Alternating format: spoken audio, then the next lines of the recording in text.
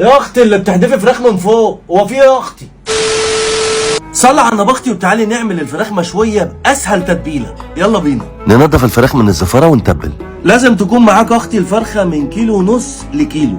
اول حاجه هنحط البصل، طماطم، فلفل كوبي اخضر، فصين توم فريش، ربع كوبايه زيت، عصره الليمون عشان الوصفه ما فيهاش كمون، معلقتين زبادي صغيرين بمعلقه الشاي، معلقه صلصه، سنه مستردة صغيره